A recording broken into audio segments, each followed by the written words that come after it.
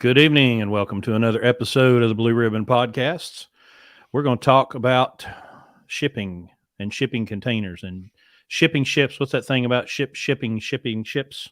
How many shipping? I don't know, some kind of thing I heard one time. So couple of years ago, I read a book by Marc Levinson about the shipping container, something like how it made the world smaller and the economy bigger. And really fascinating look at where containers came from back in the 50s up through Vietnam, the way it, played in the military, how it, helped a lot. The invention of the container helped a lot with shrinkage. And it showed me how very, very different things moving on the sea are compared to how they move on the highway inside our borders.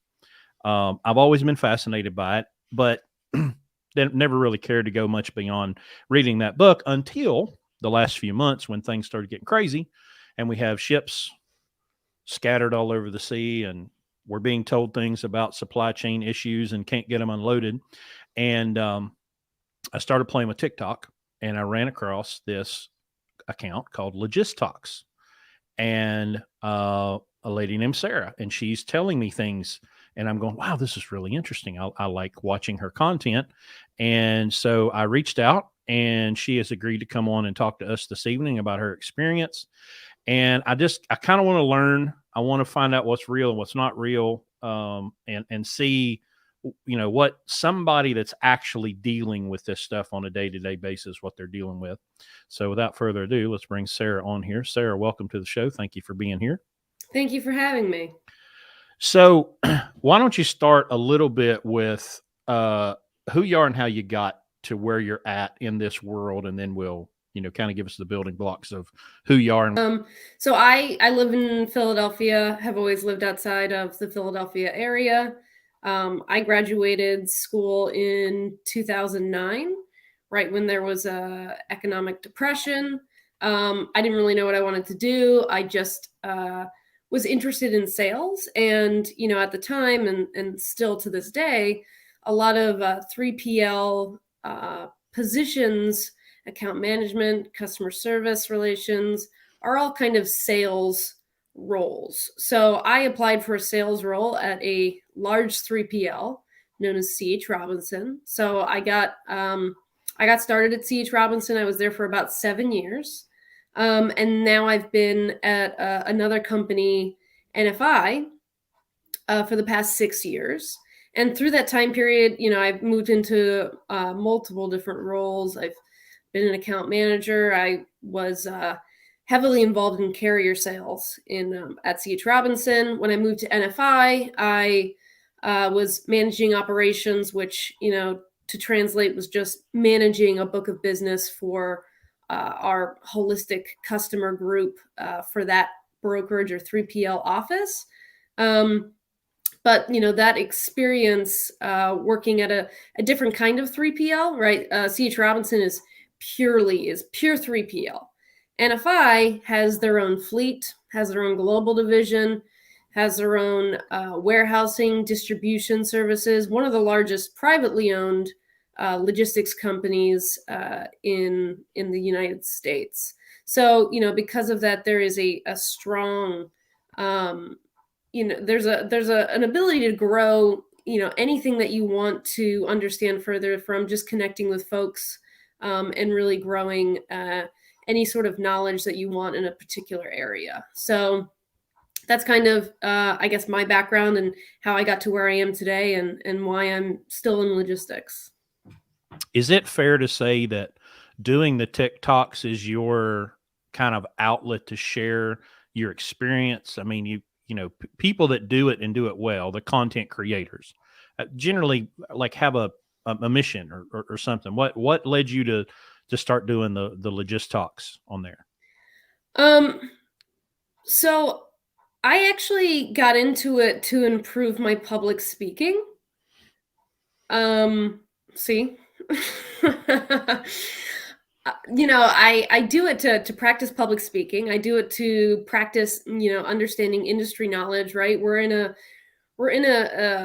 ecosystem of transportation that really requires the ability to navigate multiple modes of transportation. So one, it's educational for me in order to understand different pieces of the puzzle and how it fits into what I might do on a day-to-day basis. But originally I got into TikTok because one, I liked TikTok. And again, it's, it's a way to gain volume quickly through, small sound bites, right? As opposed to, starting up on YouTube or some other platform like that, where you might not be able to build a base as easily or quickly.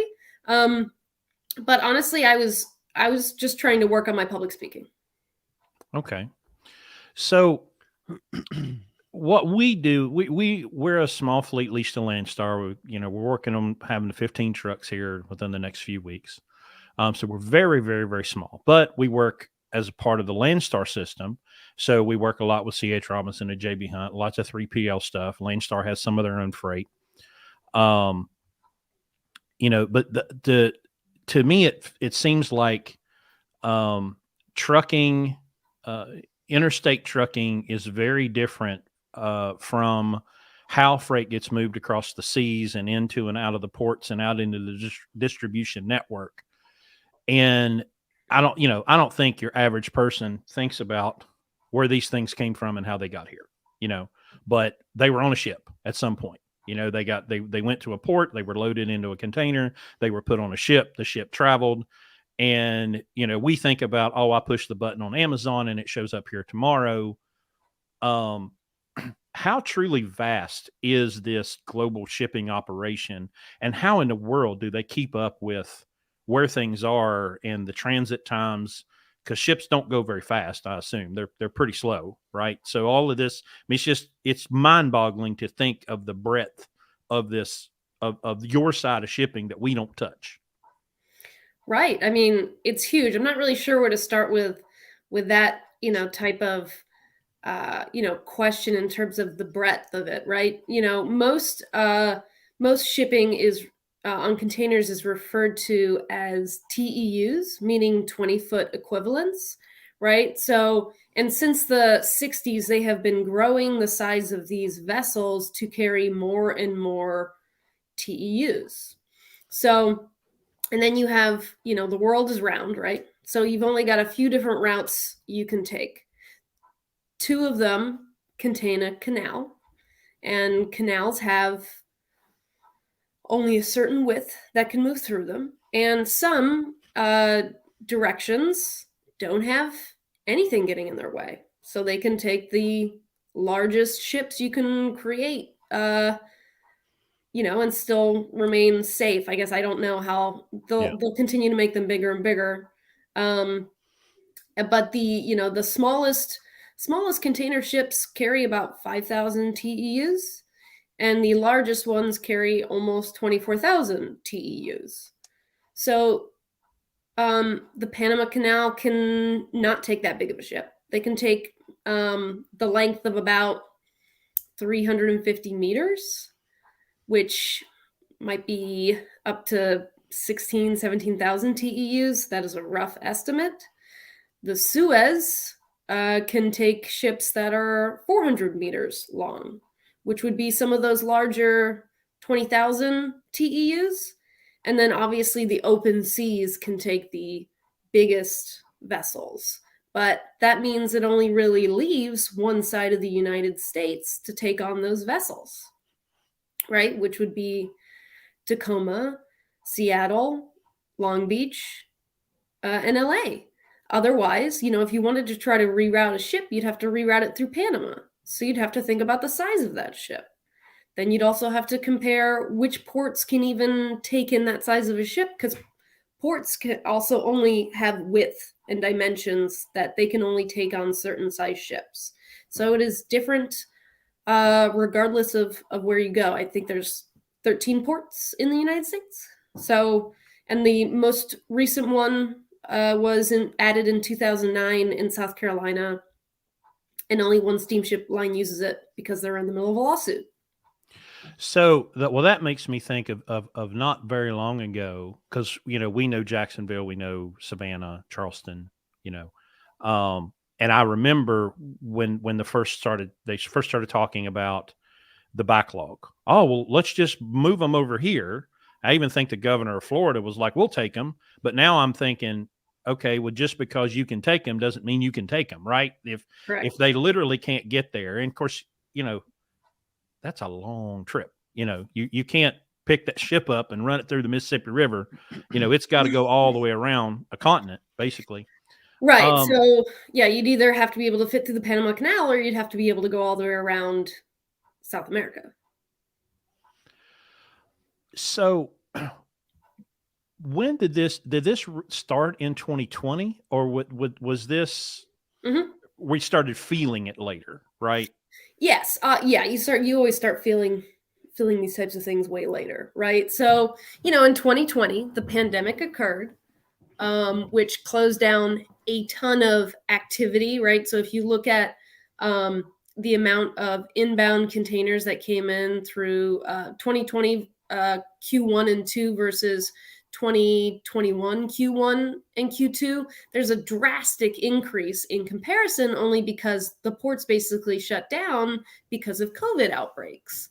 And then in the second half of the year, freight came rearing back, right? As folks adjusted their spending opportunities away from services and towards durable goods. And the majority of the durable goods that we get are imported from China. When we think about total Asian imports into America, our country receives maybe 20, like I think in 2021, it was about 26 million TEUs of imports into the United States, and about 19 million of them were from Asia. So the majority of our trade is, from containers, is from Asia, and a lot of it is from China. I don't remember what question I was answering now. Well, Where's I going? I think you logically want to be like, oh, well, there's China and there's Europe and, there's big blue water and we'll just put the stuff on the ships. But, you hear so much about trade deficit and, people are screaming now, well, let's just make it in America. I don't care about any of that. I've got a disposable income. I want the best thing I can get, the cheapest I can get it. I don't really care where it comes from. For whatever reason, we have this ratio that you talked about of how much comes from China and how much comes from Asia, as to whether it would come from the other side, from the Middle East or from Africa or from Europe. But it's like we're seeing in the trucking side. We do drive in. We don't do any reefer. We don't do any flatbed. We're seeing these unbelievably unprecedented rates. And other than about, I don't know, would you say, Larry, about a 4-week lull in 2020, it immediately picked back up for us. Like we didn't slow down but for 2 or 3 weeks. And then we shot back up, and then the rates have just been insane. To me, logically thinking, supply and demand, for some reason, the demand or the supply of trucks is down and the available freight is up. And so these rates are crazy. And we're just keeping going, but I'm just trying to, because it's so big. That's the thing. It's like, I want to understand it, what's happening with, but my gosh, different governments and different countries and different languages and people and cultures and all of this stuff. It's a miracle to me that anything gets anywhere anyway. So, I will say that, and I remembered now what your question was. So, right, it was about how did we get here from 2020, right? So, when the freight came roaring back, right, and manufacturing was popping up in different areas, right? You had all this erratic demand all over the, internationally as well as domestically, depending on who got closed down, who opened back up, right? That created all this kind of bunching at the ports because ships would come in large amounts, and then it might slow down, and it would come in another large amount. And coming into the second half of the year, most ports in the United States are expecting a peak or a busy season for about 6 months of the year. That's all they're prepared for, right? So when you're coming into the peak season of 2020, you expect that to last from October until the Lunar New Year of the next year.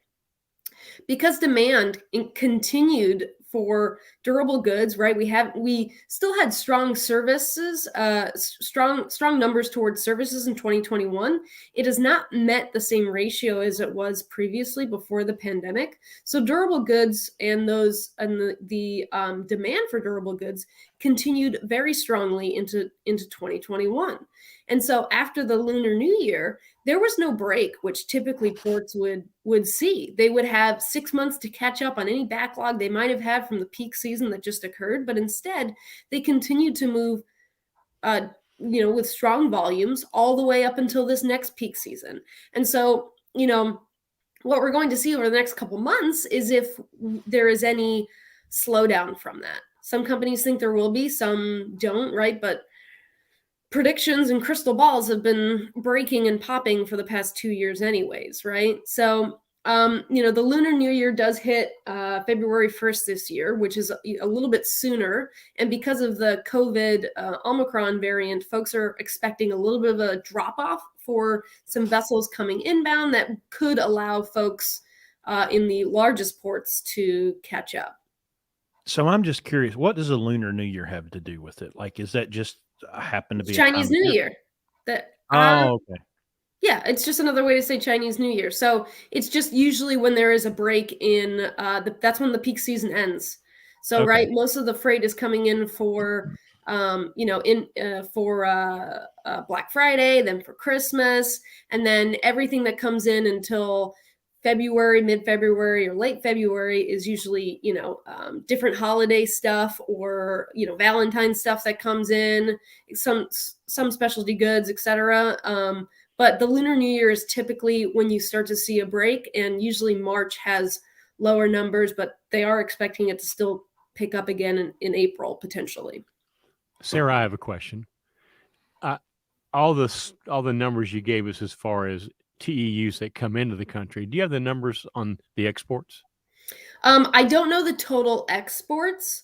What I will say is, this is from, these trade deficits, these tariffs that were put in place, right? I just mentioned how much freight, we receive from Asia. And, a lot of those tariffs that were put in place in 2019 in the Trump administration are still active especially with China and those trade relations. So our exports are down 5%, and our imports are up 13%.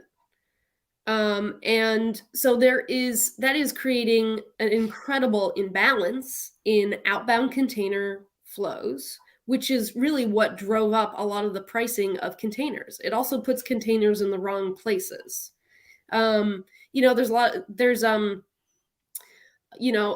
People talk about chassis a lot and like what created a shortage there. Well, we imported the majority of our chassis from a Chinese manufacturer, which we stopped doing because of the costs. So, U.S. manufacturers in 2021, year of the tiger, that's right, Thomas Osborne. And I'm only happy about that because, Philly, Eye of the Tiger, what was I saying? Oh, chassis, right? So U.S. manufacturers throughout 2021 that could never compete with this Chinese manufacturer who was building and shipping chassis to the United States, they had to restart up all of their manufacturing lines and hire labor in order to try to fill this deficit of chassis that occurred in the United States that was reducing the efficiencies of these ports. And so, I think the Chinese manufacturer is like CMI something. They are building a warehouse in the United States, which would avoid the tariffs, so that they could manufacture chassis here as well. But like one of the largest U.S. manufacturers, Stoughton, will only have produced. They expect to have enough chassis to manage the volume by fall of 2022. So there's still a big deficit there, and one that they multiple manufacturers in the United States tried to catch up on, but we just didn't have the ability to keep up, or the infrastructure in order to build that pool back up. So the Stoughton, of course, is also a big trailer manufacturer, for freight here as well. So I'm assuming that, everybody's way behind on production. I'm assuming trailers are the same way.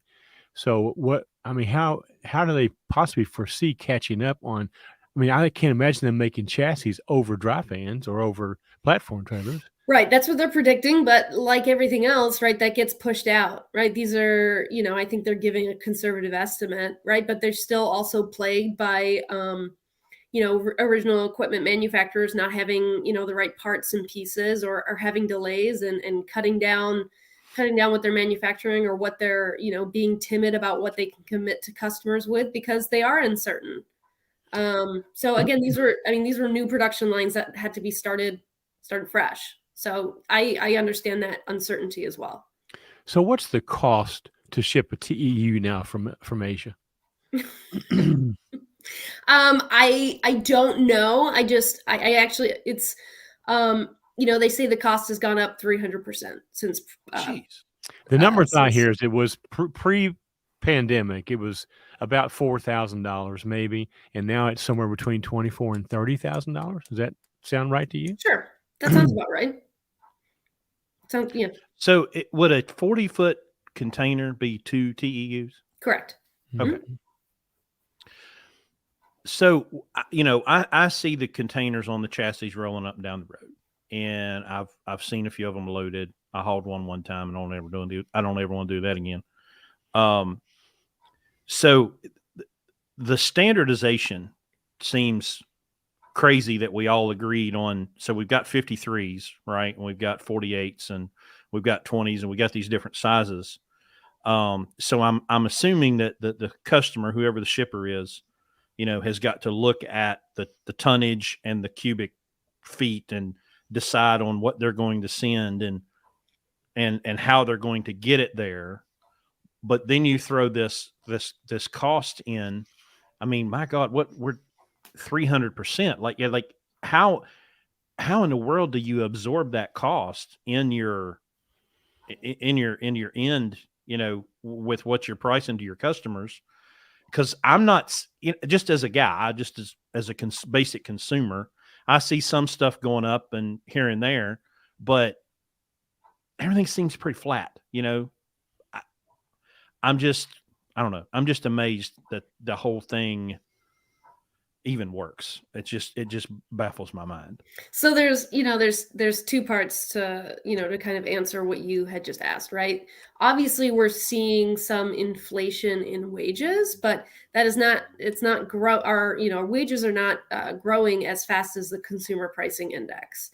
That has exploded. So we are seeing higher pricing for the majority of items that we buy on a daily basis. Mm-hmm. So then when we think about how are companies absorbing this cost? Well, if you think about our biggest importers and exporters, Target, Home Depot, Lowe's, Walmart, Tyson Foods, etc., they are recording quarter-over-quarter growth, right? So they're very profitable. It's not impacting them. It's impacting small and medium-sized shippers, right? Mm-hmm. So it's just creating, these larger gaps between these like monolith companies and, the little guy. So it's definitely hard for small companies to have to manage those types of costs and differences, but it's not impacting it's impacting it's impacting these large conglomerates, but not to a point where they're not profitable. They're doing great. So let's talk about the logistics problem that everybody's, feeling right now. And of course, we as truckers, we kind of get some of the blame for this, the shortage of drivers and on and on and on. But from your perspective, where is the bottleneck? What, for ports? Well, for people going to Walmart and the shelf being empty. Well, that's another very recent problem, right? That's something that's come up again, which people thought we were kind of past. But right, if you think about what's happened over the past month, there was, back-to-back holidays, which you typically see a lull in transportation. There was I-95 that was closed down for 24 hours. There was Omicron's variant, which created this incredibly sporadic absenteeism through the trucking industry and through the labor, et cetera. And so that has created a little bit of a backlog in terms of, freight that's on the shelves.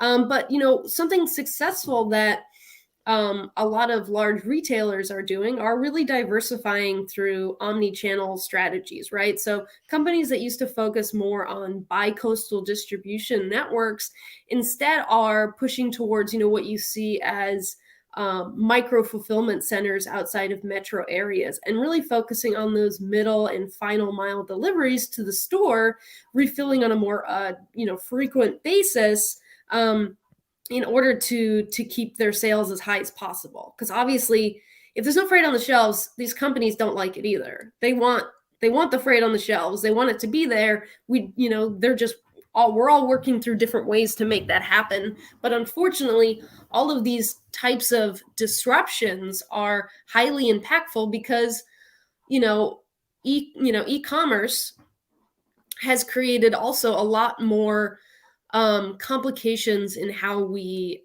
manage our freight networks as well, right? E-commerce is way more complicated in terms of pick and pack than just versus I'm going to put a pallet on a truck, create a truckload and put a pallet on it, right? So, we're trying to, I think a lot of companies are trying to build up and make sure that they can really streamline these networks and get the freight where it needs to be. And when it comes to the ports, right, you think about how backed up those ports are when people are trying to move their network or go to a different port. It does require them to then create a new lane and a new lane pricing, right? If you think of an RFP, right, most customers have the same lanes every year, right? But if I move my inbound containers from, X port to Y port, I've now created a new over-the-road lane that I need to figure out how to get into my transportation network. So those are all things that they take time to build up. They take time to gain regularity and to get a really solid network of providers to help you do that. We had a question from a listener that I also was going to ask you myself, is that how reasonable is it or feasible is it to divert some of this container traffic from the Pacific coast over to the Atlantic coast? I mean, can it be reshipped on smaller ships so it can get into the Panama Canal? And is there enough market for it for the East Coast to even want that?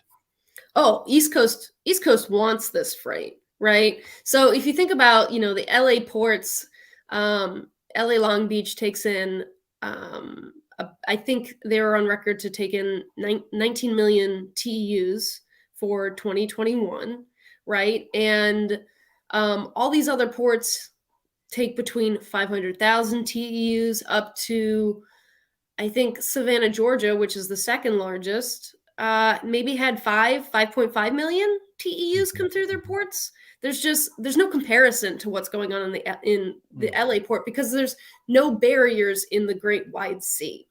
Mm-hmm. So, right. We talk about rerouting ships. That's probably just doesn't really occur very often. If you have a large vessel that's coming into the West Coast, you can go to one of the other West Coast ports, but they're all pretty backed up. Otherwise, you'd have to have a ship that is small enough to fit through the Panama Canal. Now, going into 2022, Does the East Coast have plans to expand their ability to take in larger vessels? Absolutely. There's tons of investment being made in Savannah, Charleston, and Jacksonville. There are dredging projects going on, right, in order to provide more space to take multiple containers next to each other, so 2 small ones or 1 big one. To put it in layman's terms, there's also, there continues to be pressure on the Panama Canal and the Suez Canal to widen it in order for it to take larger and larger vessels. But there's tons of projects going on in Savannah and the different ports in order to support that growth, right? I mean, I saw a commercial from, I don't know, Texas, governor of Texas or something, who was like, bring your containers over here, So everybody wants that business. It just depends on if they have the infrastructure. The second thing that's missing from the East Coast is transloading infrastructure. There is almost no transloading ability on the East Coast. LA has tons of transloading ability, right? That's what makes it also so desirable, because you can transload to over the road. You can transload so that you can rail it inward, or you can go directly onto the rails, from the shipyard. So there's so many economies of scale that are already in place in LA that they're just building towards on the East Coast, hoping that they'll be able to, translate some of those efficiencies in 2023 and 2024. But that's still a long time away, right? All these things take time.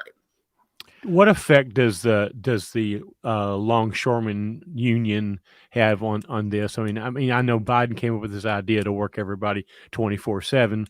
Well, truckers have done that forever, but my guess is it's going to be a hard sell for that union.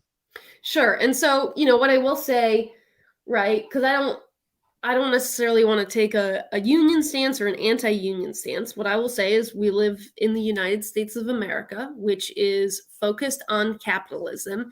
And I will not, I won't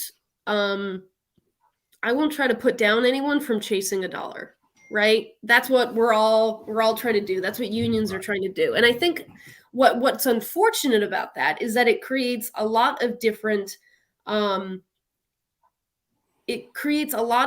interests from a lot of different groups that then don't allow any progress. That's the bad thing, right? That's why there's over 350 ports in the world, and none of the ports in the United States make the top 50 in terms of efficiency, because we have all these competing interests. One of them is unions in LA, but I can understand that, right? These people are being paid enormous amounts of money, and they don't want that to hurt their paycheck. I wouldn't either, right? Well, and two, just if you think about it, whether the union or not, you've been doing a thing away for a long time, right?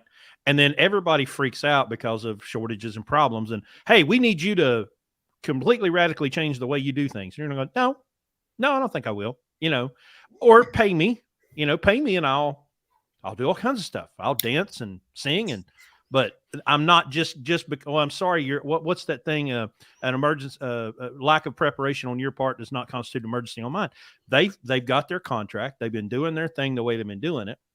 And I told somebody a couple of years ago when this started, I started in this business in 97. I was 21 years old, and I watched how we moved to JIT, how we moved to just in time, how we had these rolling warehouses, and you could back the truck up to the dock and run it right onto the assembly line, and everything worked like clockwork. And 2020 happens, and y'all screwed it up in 2 weeks with toilet paper and all this stuff. Y'all destroyed the most finely tuned machine in history in a matter of 2 weeks. Well, is it our fault? Is it your fault? Not really, but we had things like we liked it, and everything was working, and then something changed and all hell broke loose, and now what's it going to take for us to get back to some sense of normal?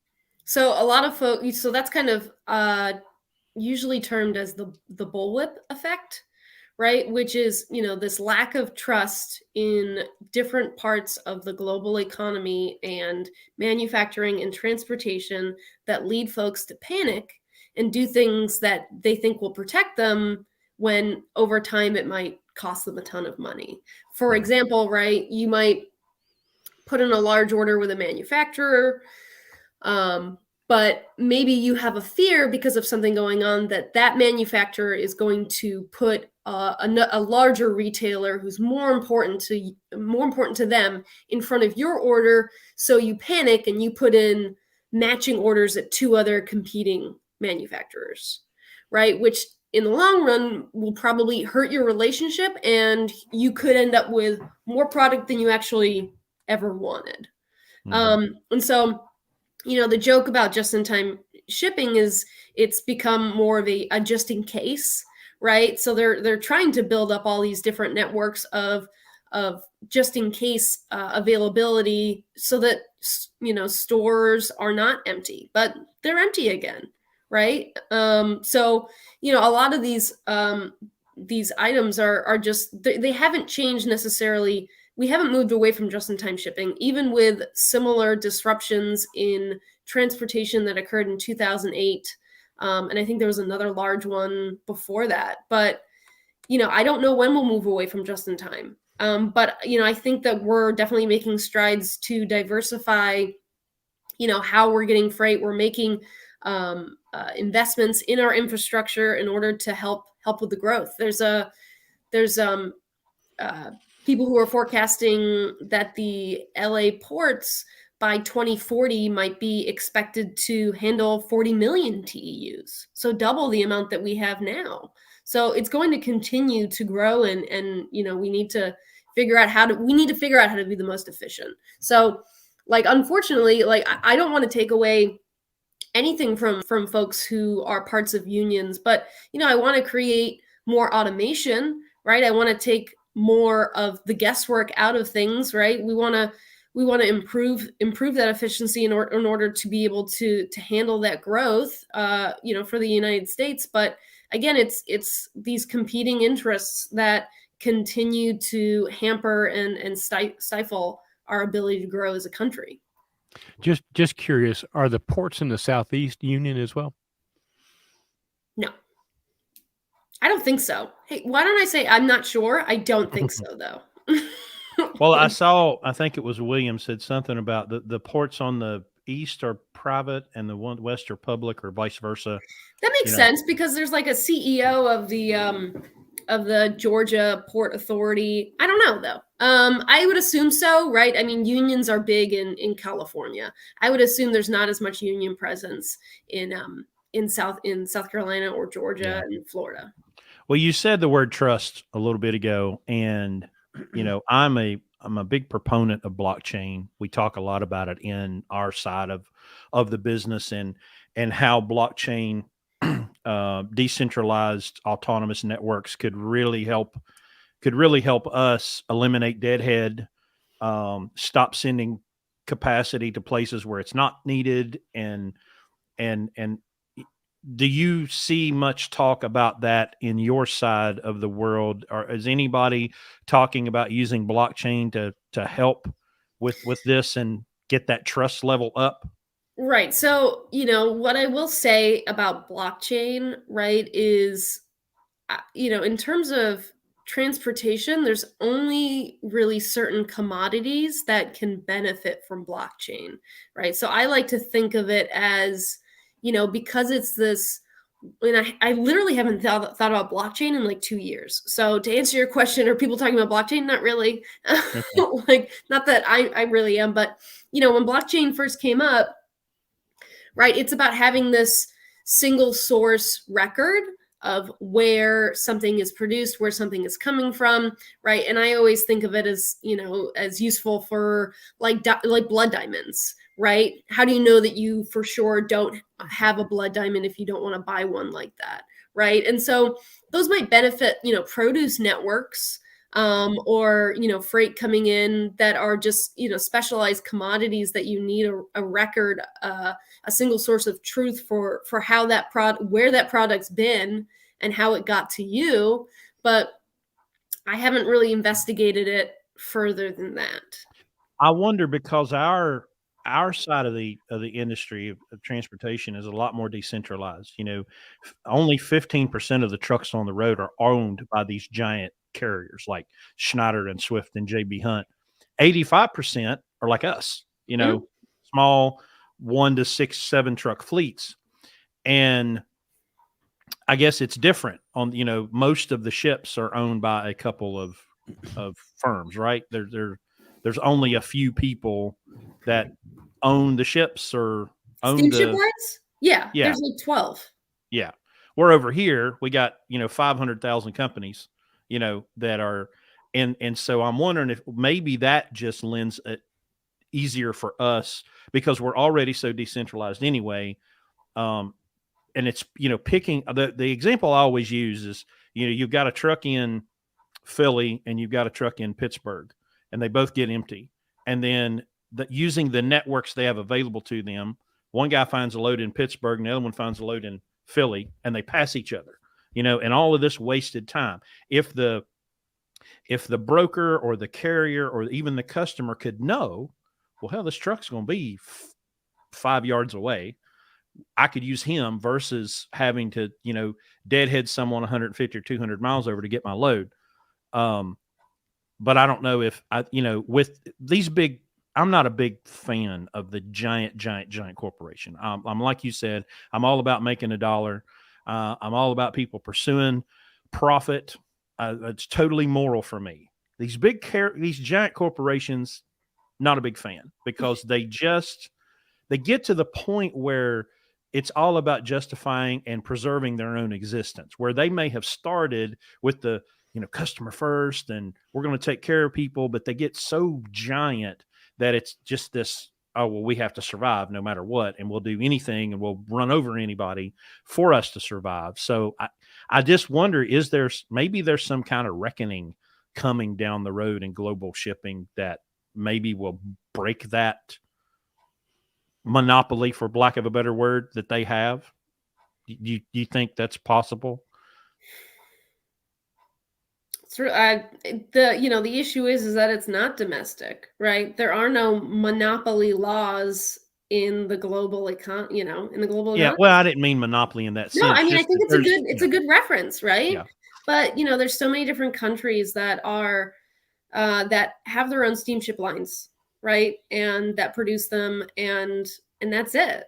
And the thing that people haven't really focused on is, how can steamship lines do better? How can steamship lines create more efficiencies? And there's plenty of ways that they can, but there's no pressure on them because they also hold all the power, right? I mean, even some of these additional proposed costs for leaving containers longer than X amount of days that was supposed to go into effect in LA. I stopped following the count of it because it kept getting pushed out.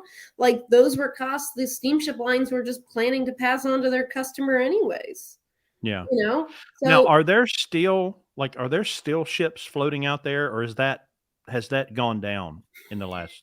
They're still out there? No, and it's expected to stay strong until the Lunar New Year.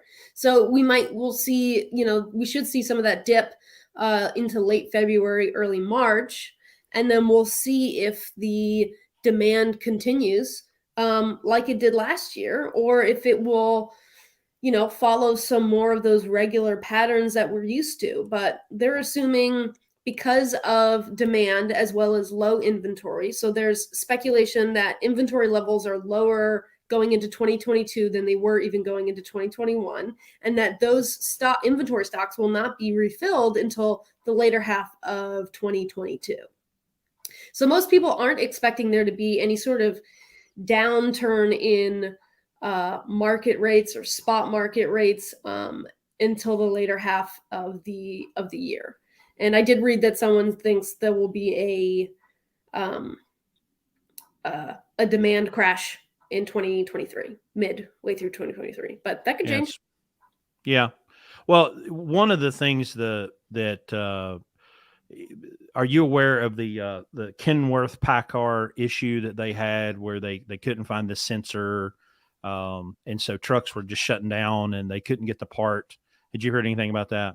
Mm-mm. So it was mainly affected Packard engines in Kenworth and Peterbilt trucks, and there was this one sensor, right, and nobody had it. And so when this emission system detects a problem, it just shuts the truck off, and it derates it. So they were trying to come up with, trying to get the government to let them turn the emission system off and then let them go run. And it's one of the interesting things that because of the way we run our fleet, all of our trucks are 1999 to 2007, and they don't have any of those sensors.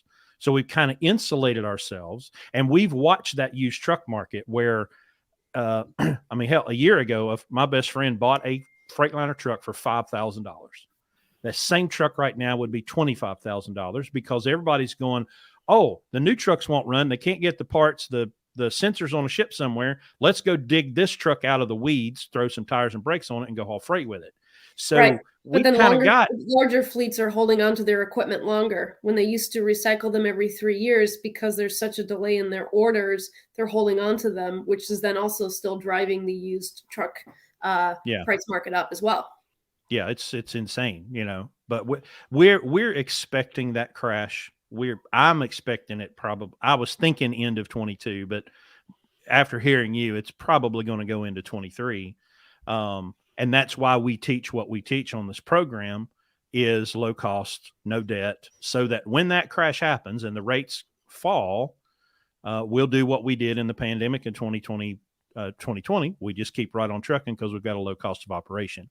These people that are running a 2% margin are screwed. You know, they're because Larry started trucking in 2009 and 25% of MC numbers went out of business. You know, it was brutal.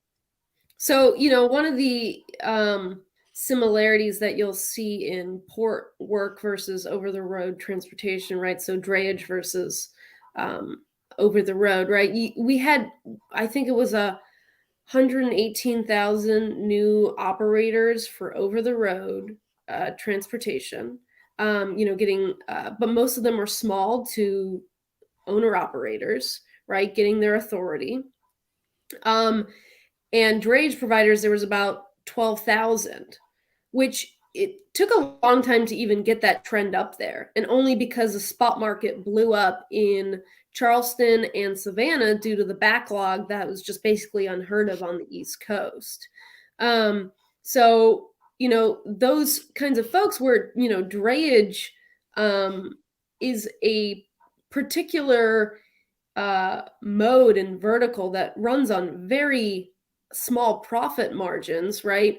That, you know, getting into that market is only as good as the trend of spot markets. So, you know, it's going to be really tough if that freight starts to dwindle because of all those new owner operators. Obviously, they'll do what they always do, which is, you know, flee to fleets if they can in the area. And if that demand if that stays strong, they can at least find some work that way. But yeah, I mean, we are going to come to a position where a lot of folks are in a very precarious position in terms of making sure that they can hit their bottom line. Are you familiar with the California AB5 legislation? Yes. What is your opinion of the impact that's going to have or has had on the drayage at the east? I mean, at the West Coast ports. So the AB5 regulation, that was the one about that's contractors and owner operators, right? Right. Yeah. Classification. Yes, the classification, right. So my company, NFI, right, we have our own, NFI bought Cal Cartage, which was one of the largest drayage companies in the United States. So they have their own fleet of drivers for drayage. And then, you know, in LA, they had their, you know, owner operators were a huge part of folks' fleets in LA. So, you know, NFI, I think, has had their own very personal stake in this this legislation. And because of that, they had to, you know, help all these owner operators get reclassified. Like they helped all their employees get reclassified, et cetera, so that they could still keep pulling for them.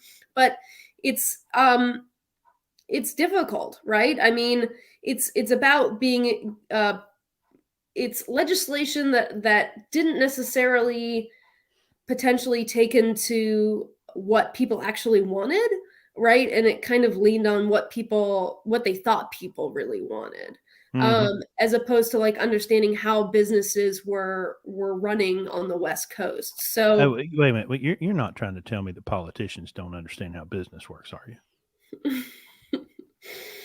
I mean, sometimes, right? I mean, I don't know. It's tough, right? Again, my company has a stake in that entire legislation, and they've been trying to fight against it. Yeah. Well, Landstar was at right up to the 11th hour when it got, well, there's an injunction or something. Landstar was telling BCOs, like, you're going to have to leave California, or we can't, and it's just, well, that there was a lady, was it Melina Gonzalez, or she was kind of one of the spearheading California assembly people or whatever they call them out there. And the stuff that she was saying on Twitter was just such nonsense, to act as though someone trying to be in business from themselves was somehow some kind of cheat, or it was nonsense. Now, I know a lot of people are afraid it's going to go national, and I don't think that it will. I don't think they have the political capital, no matter who's in charge, red or blue. I don't think they have the political capital to pull that off on the federal level. But California, who knows what they're capable of. Yeah, I mean, I think that legislation really, it conflated this kind of Uber, Lyft network of drivers who are, in a gig economy and do deserve insurance, benefits, etc. Right? So I do think that there was some benefit to specific groups of people that it should help, because working through multiple gigs isn't sustainable for a lot of folks, and it's not sustainable to not have healthcare in a way that's reliable, especially in the United States. But I think truck drivers got pulled into it, and it really conflated their experience with what a Lyft driver and Uber driver goes through, and I don't think that they necessarily got it right. Yeah. What was the other question I had? Are you having a problem? Like, I don't see when, like, I have access to the Landstar board and I look at loads. I don't ever really see port stuff. So are we a potential capacity source for you, or is that somebody else? Or does it have to make it out to distribution before we get to it?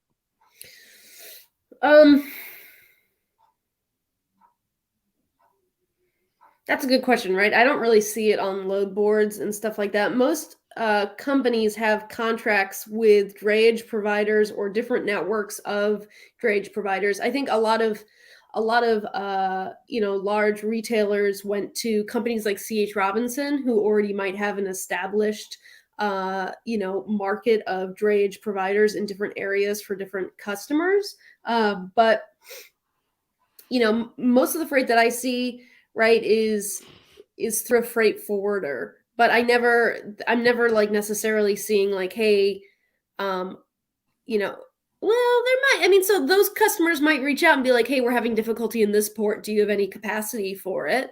To pick up some of these containers or boxes, but there hasn't necessarily been a lot of availability of that. But again, Savannah and Charleston, I think, are really different new markets that potentially people, and our fleet that's actually that operates in Savannah, Georgia, again, another Cal Cartage purchase, is a fleet of owner operators as well. So it might just be, I know a couple different providers also assist in those areas. But I don't necessarily know how that freight gets into like the spot market hands in terms of port pickups. But is there much of the freight when the ship comes into the port, the container's taken off and set on the ground or onto a chassis? Is there much of the containers unloaded at the port, or do they go outside before the freight actually comes off of the container? They go outside unless that terminal has a transloading facility. Okay. Gotcha. So most of the time they're picking up most of the time there's stacked up of empties. So like a difference, that goes into that imbalance of containers with imports and exports that you can see is pre-pandemic. There was maybe 39% of containers were empty at ports. And now it's about 60%. There are empty containers because we're not exporting as we used to be able to do. Do you think the cross dock problem in the South is just real estate related? Oh yeah, some of it is, right? So Norfolk, it's well, one, they've never invested in it, right? So Norfolk is tough to have transloading facilities because Norfolk is wetlands, Well, right? and the Navy's using every available space that's there. So Right. So they're a little bit more difficult to work with, but then that's why I mentioned Savannah is working on a project to have a 395 cross dock, 395 door cross dock built directly on the terminal, which would be really interesting. And it's supposed to open in the beginning of 2023. And so they're going to basically create space for another 1.5 million TEUs. They're going to create a transloading space right on site. There'll be plenty of places to stack up containers, as well as they're also going to reduce some traffic. They have this, like, I think it was a sugarcane factory or something, but they're building this little road so that you don't have to go on a main road to move containers around to make more space. You can literally just use a yard jockey and pull them to another yard. So they're creating some really interesting ways to navigate some growth. But again, Georgia's only planning, or Savannah's only planning to be able to manage up to, they want to be able to manage up to 7.5 million TEUs by the end of, 2023, early 2024. Again, nowhere near as much as LA Long Beach, but it's really these investments over time that are going to be needed in order to create the infrastructure that would allow for growth on the East Coast. somebody asked earlier, and I had thought about this too. What part is the future of this autonomous related? What do you mean? Like, Well, I mean, is automation an option at the ports to yeah, help with the efficiency? Yeah, absolutely. So, one of the ports in Long Beach, they just finished a ton of automation so that, cranes are operated autonomously. That's way more efficient, right? So, in comparison, it takes twice as long to move containers off of a vessel in LA than it does in Shanghai, because Shanghai has a ton of automation. Norfolk, so it also depends on the type of automation. Norfolk has automation, but some of it actually complicates the flexibility and ability to kind of pivot in a different direction. So when you get to like the Norfolk ports, they have this like what looks like a giant metal detector that folks drive through, and it already knows kind of what truck has been assigned to what container to pick up.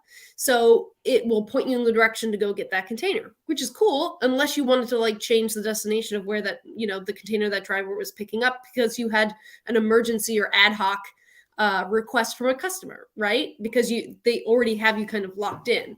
It's also like Norfolk has, different appointment and different appointments for pickup and also different appointments for returning trailers can also add complications, because trying to match those time frames up in order to create less dry runs is also the way to efficiency, right? The less street dwell you have with chassis and containers, the more efficient you can be, and the more trips that you can move. A lot of drayage providers and drivers are paid on trips versus like their time or their miles, etc. Right. So the more efficient they can make those turns, the better for the companies. Here's a question, and I just thought it. So empties stack up and don't ship back to fill. So what happens with an empty?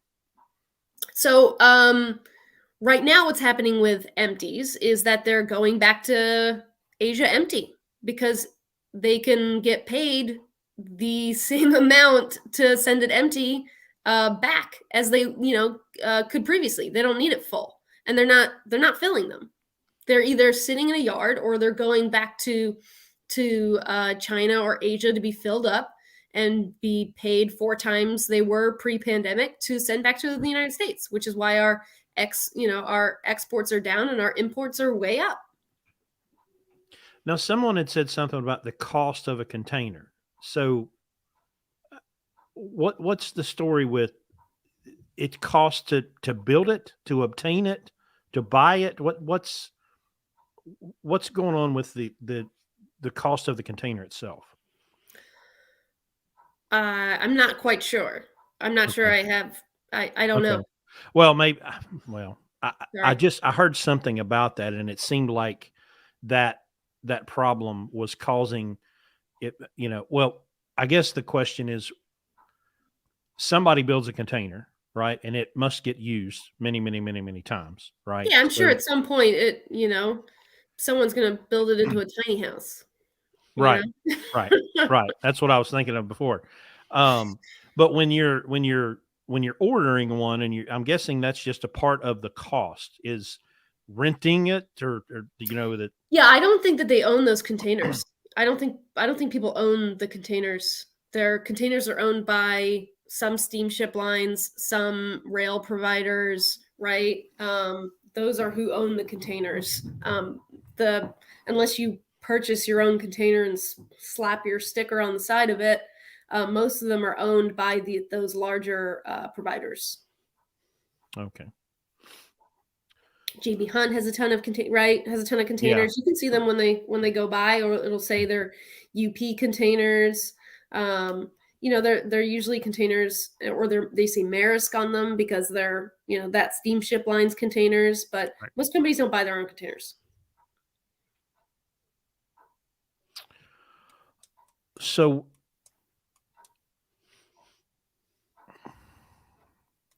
I don't know. I lost my question. Larry, you got one? Well,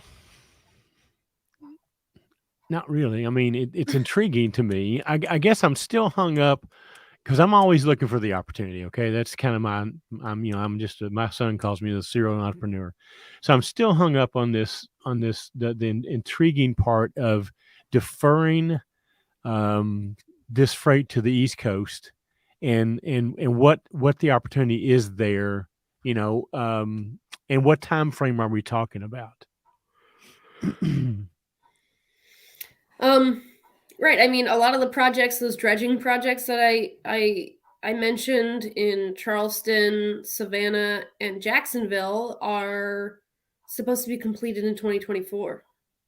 Hmm. But they're still, I mean, again, they're still drops in the bucket. And Charleston is stuck in a in a legal battle that they might not get out of, even when hopefully once they're done with their dredging project, they can, they'll be able to take in more freight. But that's only like 700,000 TEUs to that port. So again, it's going to take a really long time if the demand is expected to continue and we're supposed to see growth, right, as we always have, right? They make bigger and bigger ships, they ship more and more things, we import more and more. As we continue to see that growth through the global economy, they're going to have to grow these different ports, these different ports of entries, grow the canals, grow the ships. Well, But it doesn't seem like it would be beneficial if you're a steamship line mm, and you can build a super giant ship to hold all these containers. Well, it doesn't seem very beneficial to you to give a crap if it's going to East Coast or West Coast. You want to build the big ship you can and get it to the place. So it doesn't seem like if we want this stuff to go to the East Coast and it's going to have to be a smaller ship to go through the canals, then they're going to have to load a smaller ship over here. Well, why do they want to do that when they can load this big one and take it to the West Coast? Is anybody talking about expanding ports on the West Coast other than Long Beach and Seattle? Or you mean like adding another port? yeah, Um, it's that's a not good it's not a quick fix, but Right, that's a good question. I mean, I'm sure. I think there are plans to expand, you know, Long Beach and LA and San Diego and all of those. They all want to build that infrastructure and continue to increase their efficiencies. But those will take 3 to 4 years. And with that, everything keeps getting bigger and bigger. well, I'm I'm an optimistic look for the next 5 years. I think technological advancements, decentralization. I think blockchain is going to be a big part of it. I think cryptocurrency is going to be a big part of it. I'm hopeful that having more currencies to trade with may take some of this control away from some of these big established players globally. Maybe we can get some more power in the hands of the people. But I'm excited to see where we head over the next 3 or 4 or 5 years. Whenever I turn on the television, well, I don't turn on the television, but when I hear that some politician or, leader says something and, oh, we got a solution, I can't eye roll fast enough because I just can't imagine what monumental stupidity they're going to come up with next. And it doesn't matter if it's this one or the last one or the one before. I've just watched them be really good at screwing stuff up and then never taking the blame for it. In trucking, in American trucking, we have not kept our own house in order enough that, the state wants to come in and fix some of our problems that we created. And then we don't seem to be able to want to fix them on our own. We have it with driver training. We hired a guy a year ago, was a senior trainer, mind you, senior trainer, didn't know how to read a map, and I'm like, do you know how to read a map? Oh, no, we weren't allowed to have maps. Oh, well, that's unfortunate. So we're trying to bring people in and train them up to be self-motivated, critically thinking, logical business owners, but they come through the front door of these corporations and they're turned into robots that just shut up and do what the little box on the dash tells you to and don't think about it and don't ask questions. And it's created a challenge for us that I didn't see coming. When I started, we had maps and no GPS and all this stuff. So I had to learn it that fundamental way. But now they just throw all this technology at them, and it's really unfortunate what we're doing to people. And I'm hoping that maybe we can start changing that on this level, because they're sure as hell not going to do it. Do you think that the cycle of dependency on imports is going to change and move a little bit because of what we're going through right now? So, I think that there's the buzzword that has been going around is this term regionalization, which is more just about creating more opportunities and flexibility in their transportation networks in order to pivot away from specific manufacturers or have manufacturers in multiple different locations in order to insulate them from potential loss of sales. So yeah, that means, getting, these micro fulfillment centers. It means relying on more than one producer of different parts. And it means making sure you don't have all your eggs in one basket, for sure. I'm not sure if it will pull more domestic manufacturing in, other than the chassis thing. That's really the only thing I've heard of. But there could be opportunities for more American manufacturers, but again, it just depends on, if anyone will buy it. Comment on Peter's question there, or statement about the bottleneck being the crane capacity. Sure. Part of it is crane capacity, right? When you've got these bunches of vessels that come in, and only you run out of space in terms of where to move it. So, think about, you're at a port, you've got, 2 cranes moving, you've got drivers coming in, you've got your containers stacked up 6 high, and you need to get to a container that's 3 deep. You also then have a crane that's moving containers off of a specific ship, which is taking longer and longer to unload because you don't have free space and you're trying to find and move all these magic parts move all these puzzles at the same time. Sure, crane capacity, of course, will create some barriers, in the same way that a cross-dock facility that's yard was totally jammed up would have difficulty or, lose their efficiencies in terms of how quickly they can get a trailer to a door when there's no yard space. It's the same thing. It's the same thing for these crane operators at the ports. There are just so many things slowing them down.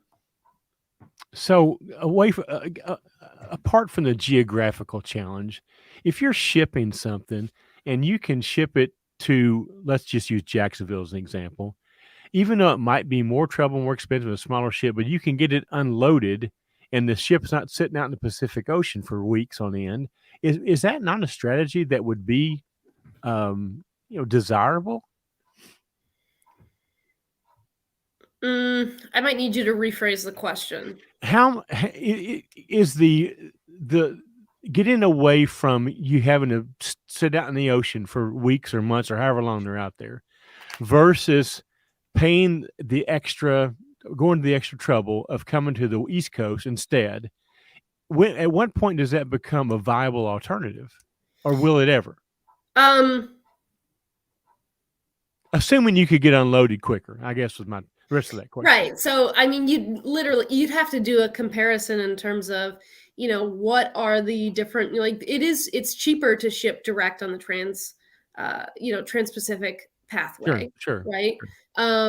If you're, if you'd have to compare with how long the vessel is sitting out there, right? And how long the container, like, I guess you wouldn't necessarily start, assuming costs from a steamship line until that container actually hits the ground, right? Because then you enter a free day space, then you enter, after that you have fees with those ports to pick up a container during that time period. Then you have, an additional between 7 to 10 days to return that container back to port for the steamship line. Otherwise, you can get into additional costs with per diem. So there's just a lot of different legs and facets that you would have to equate into that to figure out if it would be profitable. And the amount of volume that you can get in to one side of the country versus Jacksonville, since that's the example you gave, you'd have to be smart at math and do all the calculations. So what is the average length of hold time now in the West Coast getting a ship to port that's basically buoyed offshore waiting its turn? So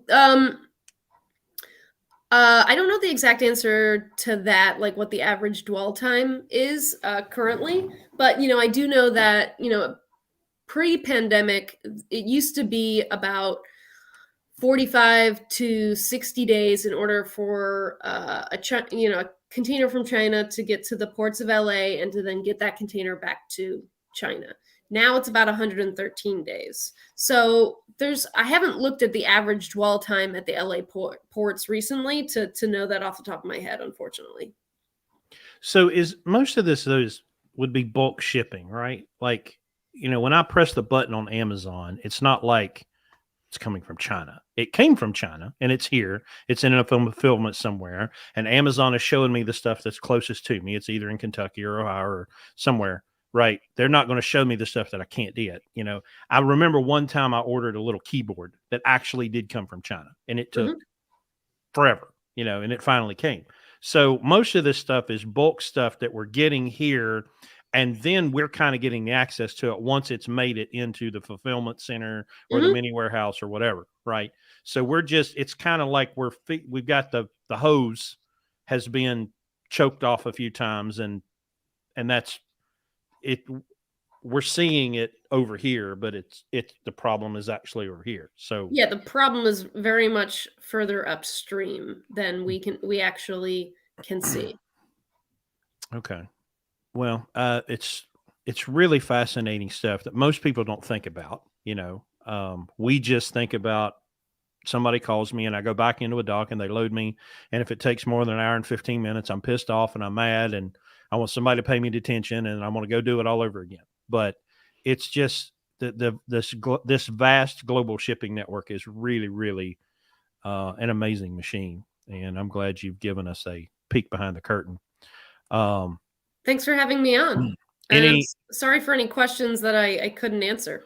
No, I think you did. Oh, wait a minute. Laura did have one question. Once the containers come into port, it has to be inspected before it releases to move out. Is this part of freight moving slower? Like is it all the safety, terrorism, yada yada yada, did that add to this problem of having to expect everything? Or No, I mean, most of this, it really would depend on the product, and those would be known channels where that product would be coming in, where there could be a container hold, right? But I haven't heard of any extraordinary container holds more than there usually would be. So I would say that's not really, like, that's already always been a disruption, is a container hold. Maybe it's missing some paperwork or needs to be inspected or whatever, but I don't think that that's necessarily something that's been exacerbated. well, I'll let our smart aleck driver William have the last word here. Have you asked Elon Musk for Yeah, his I mean, I suggestion? talk to Elon all the time. And he said just start importing from the moon and we'll be fine. That's why I can't get a hold of him. You're getting him on the phone all the time, right? I'm on the phone with him all the time. So I did hear him say something pretty profound the other day. He was in some interview and he said that maybe we should stop trying to improve things that shouldn't exist. I don't, there's probably some stuff that shouldn't exist, but we keep it alive anyway because we like it, or it's got some legacy tied to it. Maybe there's some stuff we should just kill and let it die. Yeah. Competing interests, right? Yeah. Because people have a stake in keeping those things alive. Mm-hmm. Absolutely. Sure. Well, Sarah, it's been fantastic. We thank you for being here. Everybody check out Sarah on TikTok at Logistox, and she'll keep you up to date on what's going on. Thanks for being here. We appreciate you. Thank you, Sarah. Thank Good you. night. Well, you think did you learn anything? Yeah, well, yes, but I have to analyze it. Okay. You think we could build a lunatic ship? Well, if you remember a couple of years ago, was when I was first talking with what's his name, Chattanooga Freight Waves. There was a big thing about changing the fuel, right? Right. They're changing they were going to diesel number 2. Yeah. And it was going to be a huge fuel shortage everywhere because shipping was going to move to diesel 2. Yeah. And that, yeah. So it never materialized. Yeah. Well, it's their benefit to scare the hell out of people. The sky was falling. I mean, we were not going to be able to find any diesel anywhere. I'm just amazed at, there's just so much moving and happening that we don't think about. And honestly, we don't care, but because I never thought about, what did she say, 17 million TEUs to 500,000 over here or something crazy. That's an ass load of freight, y'all. That is a. I wonder if, how you have this famous saying about owner operators where the axis of the universe goes through their. Yeah. I wonder if steamship captains have that same stigma. It's very possible. I know there's a bunch of people that work at the port, I'm pretty sure, that feel that way. We may or may not have talked about them a little bit tonight. So I wonder, so is Biden's 24-hour thing going on at the ports? Is that working? If it is, he don't know, I wonder if anybody's actually working over there right now. Yeah, it would be interesting to see. Again, that book, I think William, he referred to it. Yeah. He put it in here somewhere. It's really, there it is. Yeah, it's one of how the shipping container made the world smaller and the world economy bigger. It just gives you it also does a fantastic job of outlining the importance of the Motor Carrier Act in 1980.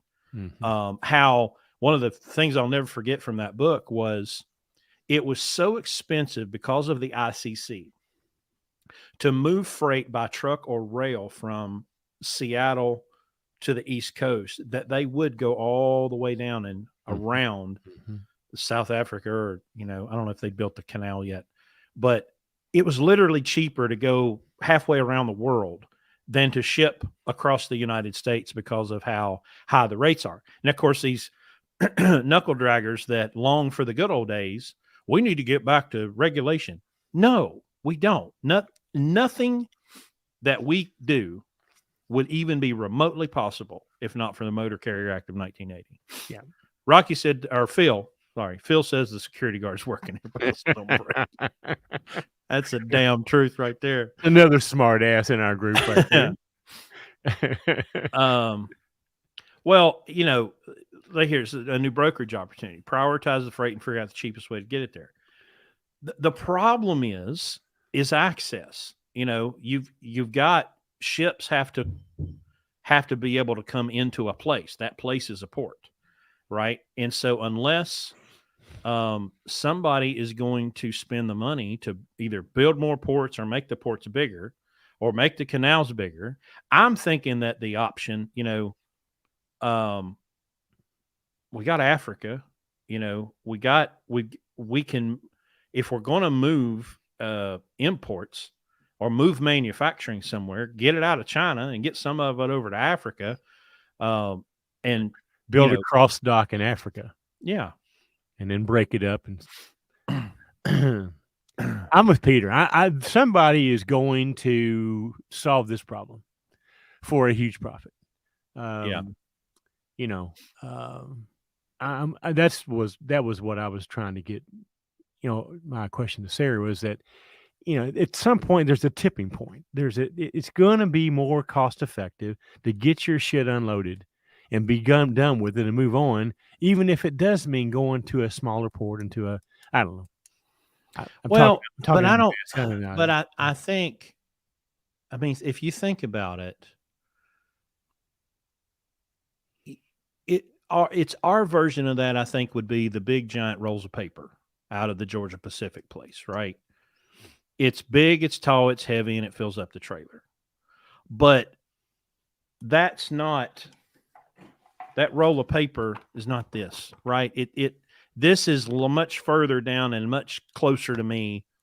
This stuff that's on these containers, it's raw goods, it's durable goods. Well, if we could find the one that has those sensors in it, man, send SEAL Team 6 in there with that helicopter, and they could rope down in there and grab that sucker. And we don't need those sensors. I don't care. No, but look at the money we can make. How many trucks are sidelined right now? Yeah. What do you think we could sell one of those for right now? Well, but wait a minute. That'd be, what's that called? Price gouging. That's illegal. We can't do that. Yeah. Well, hour and 22 minutes. That's pretty good. I like her. I like her a lot. She's very knowledgeable, and she's a great follow on TikTok because she just gives you these little nuggets, Now she uses all that corporate speak, that you have to know how to decipher. She don't speak hillbilly. But anyway, she don't speak hillbilly. She's from Philly. She knows her shit. No kidding. Yeah, she's very, very impressive. So, little side note here: we do have 3 or 4 trucks that we're adding on this month. Yep. We do. We would love to have anybody who's interested to reach out to us. I would ask you this. Let us know how you found us, and let us know how familiar you are with us. Again, my slam on TikTok is if you listen to one of these TikToks for 90 seconds and then reach out to us, you don't know anything about us. But if you go back and you watch episodes 49 through 103 now, you'll know what you're getting into. And but we'd love to have you check us out, and we are going to expand. We also do have an opening in our platform division that just opened up. So we're adding another platform truck. So anybody that wants to come here and do the lunatic thing but do it on a platform, we're looking for you. So Ken was saying we want him to work too much. Well, maybe, but Ken, you've already got your truck paid for and you're good to go. So you don't have to work that hard. Enjoy it, brother. Are you going to Memphis, Ken? Yeah. Oh, yeah. We're going to be in Memphis at the BCO days. Rocky, I have good news. All the parts are ordered. I'm hoping to have it back together and running in about 12 days if everything goes well. If the shipping, godforsaken shipping people will get to, it's been a challenge. So, a couple of announcements in that regard. Landstar guys, we are attending BCO days in Memphis. If you guys want to hang out with us or come meet us or whatever, we also will be at Matt's this year, assuming that they're going to have it. We'll be spending one day in the Landstar booth. We'll be spending another day over around Kevin Rutherford's crew, Mike Beckett, Bruce Mallinson, all those vendors that we usually talk about with Kevin. So look us up, and we'd love to meet you and talk with you and hang out. So anyway, that's coming up. Memphis is end of February, and Matt's is end of March. Yep. Who y'all send us some guest suggestions. Who should we get on here to talk to? We've had two, 3 guests in a row here. Don't judge Big Red. We are going. I tell you, we are going to have a couple of our graduates. We're going to have Seth, our poster boy, is going to come on. Chris and I also have a couple of mentoring clients that are really, really, really taken off. And so we're going to have either one or both of those guys on pretty soon. They don't know this yet. They'll probably find this out right now. But we're going to have them on to talk about our mentoring program, what it's done for them, what's meant for them. So we will spread those out over the next few weeks too. So, yep, I put one of my mentoring guys on a $14,000 week last week. You dog, you work him to death. Hey, come here to make the money. Let's go make the money. All right. Well, I think that's it. We'll see y'all next time, maybe in another week or so, and come see us at Matt's or BCO Days. Good talking to you guys. Appreciate you listening, and you guys stay safe out there. Watch this weather. We got some messes out there right now, so be careful out there, okay? And we'll see you next time. All right. Good night. Sure.